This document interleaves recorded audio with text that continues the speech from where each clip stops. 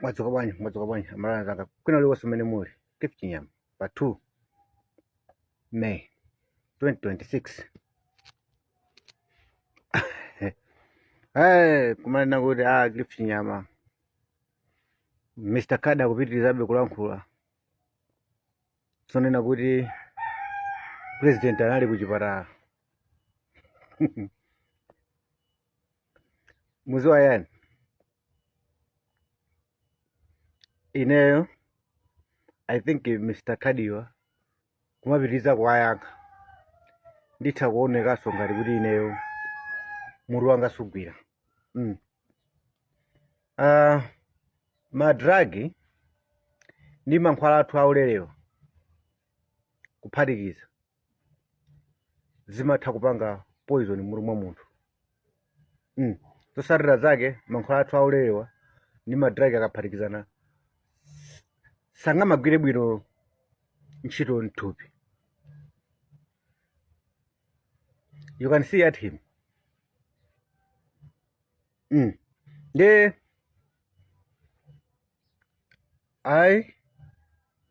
pokuti akuti zachitika kusanjika ndi artificial. Tiyembekezereso artificial ina lero ikupita kwa Goliath ku Mausoleum wa Bingu. Professor Thabira Mutharika abira umeneko lero. So you know what? Tuzanepo bana. Kafukufuku wa ndege uja kuyamba uja.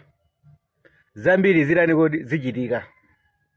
Anthu ambiri anatengapo gawo abalalika. So anthu ena muzimuona kuti ndiwayo ndi support wa UTM koma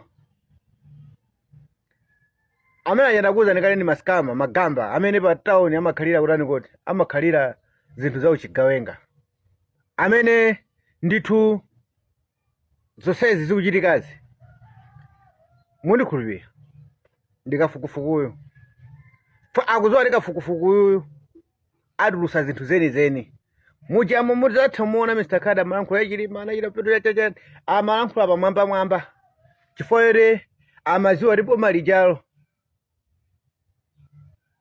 sikuti lingathe kugwira anthu ufiti kaena lingamugwira ufiti ndi anthu oti akuziwana ndi zilubwelubwezi musadabwe nazo yaye. Kwakuza anekha kuti iye amatha kulumikizana ndi chani kodi ndi anthu andege chachani. Osazitenga mopepuka zimene zicha. Yang'anani bwinobwino teni maso kafukufuku yuyu wa ndege kuli ntchito awota nyamilandu chomwe ndingakupempheni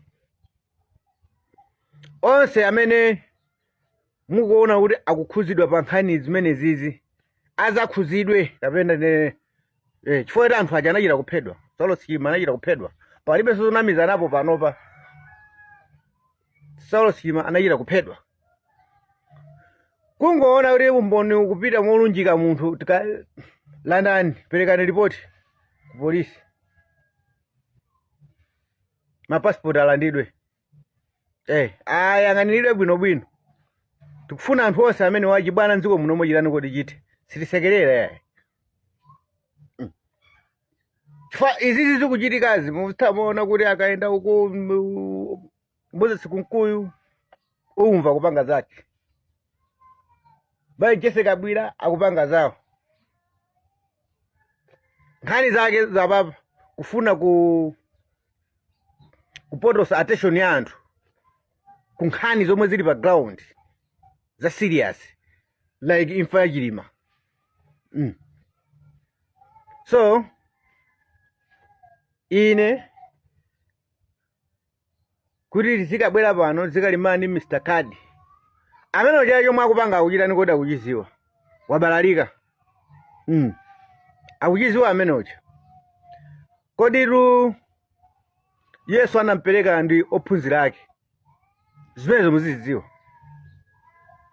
amene anayi naye cross ndi amene anatani kodi anampereka Yesu Kristo.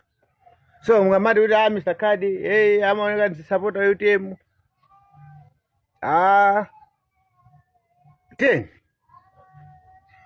Tili pano koma ife chomwe tingalankhulapo kwambiri chonena kuti zonse zikuchitika anthu abalalika chifukwa cha ngozi yomwe inachitika kuchikangayo chakuti ikufufuzidwanso andi kafukufukuyu akupatuluka zinthu anthu 150 ajawo patuluka zinthu. Ife pempho lathu ndionena kuti anthu amene angathe kukhuzira kuti anapangapo gawo anatengapo gawo ziphaso zilandidwe, noti kulanda ziphaso kokha koma kuti azionedwa bwinobwino mayendedwe awo.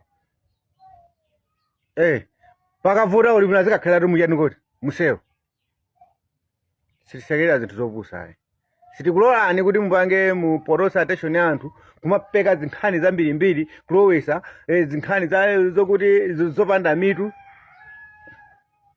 artificial. Iwe uphunzira kwambiri amalawi onse akakhala utani kuti ukakhala uzindikira umene kuona kuti imene chema zimachitika busanjika ndi artificial. So uyu Mr. Kadi nkhani yake kwa ine ndikuona ngati lero basi ndikhala ngati ndikulimbana ndi chitsiru china chake chokuti basi sichikuganiza ndi inenso nditha kulowa mugulu la chitsiru chifukwa chizomwe amangira zimenezi ine ndikuzidziwa ndikupotosa attention ya Malawi aziyang'ana zilizo kodi zimenezo. Potosa attention ya Malawi wina azimva kulankhula za mafuta wina kulankhula ali kupomboneza. Ifeyo maso athu a Malawi tenti yang'aneni kafukufuku amene ali kuliko dali ku parliament komiti yasankhidwa ija mosogozedwa ndi awota nyamilandu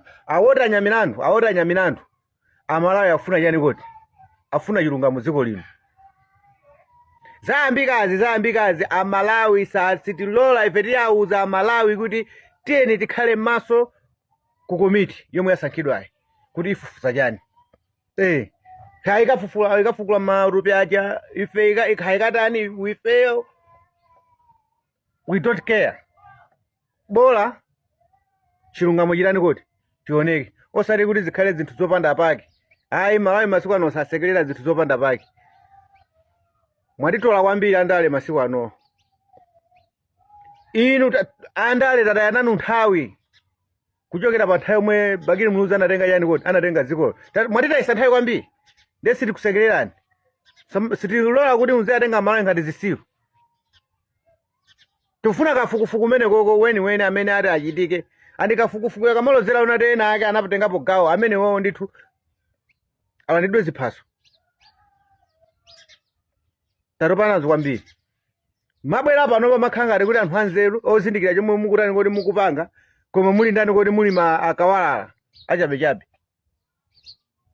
So ngati aya Mr. Kadi apitirabe amene tamusiyeni zambiri zichitika pa nthawi yomwe kafukufuku yakuchitika zilubwelubwe zichitika mwaona anthu akuwa kunena kuti ine ndimadziwa magamba ndimadziwa icheni aviation ndi matani mwamva anthu ayankhula zimenezo ife athu maso. So chomwe ndikuziwa ine Profesa Arthur Peter Mutharika lero akhala akupita kuliko kodi kwa Goliath ku Mausoleum. That's all. Koma yomwe ndingalangizeni Amalawi maso athu yang'ane pakafukufuku amene akutani kodi akuchitikayi zambiri zichitika.